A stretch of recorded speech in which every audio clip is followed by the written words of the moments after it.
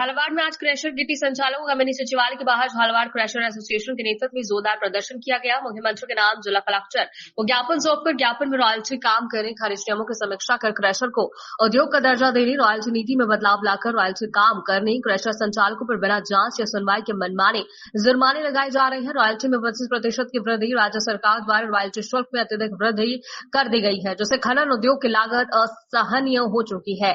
Royalty दर को कम करा जाए, जिससे ईमानदार व्यवसाय त्रस्त है। इस हड़ताल से हजारों मजदूर बेरोजगार हो गए हैं।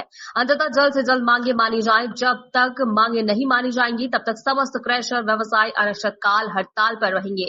ज्ञापन देने वालों में शैलेंद्र यादव, कालू भैया, सूरतराम गुर्जर, विष्णु प्रसाद पाटीदार, शशि जैन, सीताराम चौधरी, संजय जैन, जानकी लाल, पखराज जैन, प्रकाश पाटीदार, संजय झावर सहित झालावाड़ क्रैशर एसोसिएशन के सदस्य उपस्थित। लोगों ने मांगे रखी है। राज्य सरकार द्वारा खनन उद्योग, क्रैशर उद्योग में अनावश्यक रॉयल्टी का भार बढ़ाकर और पर्यावरण स्वीकृति और अनेकों प्रकार के टैक्स लगाकर खनन व्यापारियों को परेशान किया जा रहा है। इसलिए पूरे राजस्थान में खनन व्यवसाय, क्रैशर व्यवसाय की हड़ताल है और ये हड़ताल अनिश्चितकालीन रहेगी जब तक व्यापारियों की मांग पूरी नहीं हो जाती।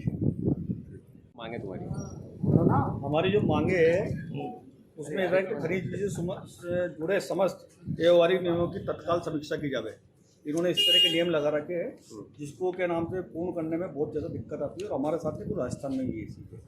दूसरा 25% इन्होंने रॉयल्टी में रेट बढ़ाई है। 25% रॉयल्टी के रेट बढ़ने से आम जन को भी नुकसान है, व्यापारी को भी नुकसान है। जितने भी के नाम से कार्य चल रहे राजकीय कार्य उन सब में के नाम से दर बढ़ाई जाएगी। तीसरा के नाम से जुर्माना प्रणाली इनको पारदर्शिता रखनी चाहिए। जुर्माना प्रणाली में उनकी कोई पारदर्शिता नहीं है। इसके अलावा इस स्ट्राइक की वजह से कई मजदूर बेरोजगार हो गए, कई बिल्डिंगों का काम रुका हुआ है, राज कार्य में सारे समस्त कार्य बंद हो रहे हैं। इसके अलावा सबसे बड़ी जो प्रॉब्लम है वो ये है कि किसी भी तरह का कोई के नाम से नियम नहीं है।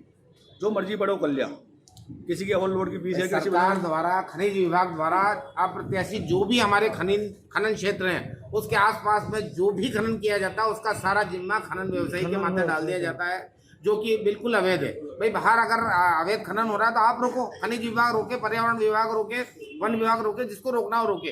हमारे माथे क्यों डाल देते कि साहब आपने किया और उसकी मतलब 10 गुना पेनल्टी लगा के हम लोगों को करोड़ों रुपए के लोगों ने हमें चालान पेश कर रखा। अब क्या चाहते हो आप?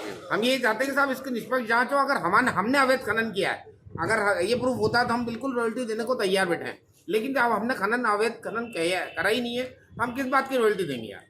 हम और बड़ी भी रॉयल्टी आज 25% रॉयल्टी बढ़ा दी इन लोगों ने। तो 25% रॉयल्टी किसे कहते हैं यार? सारा आम जन भी तो सारा बाहर आएगा उसके ऊपर।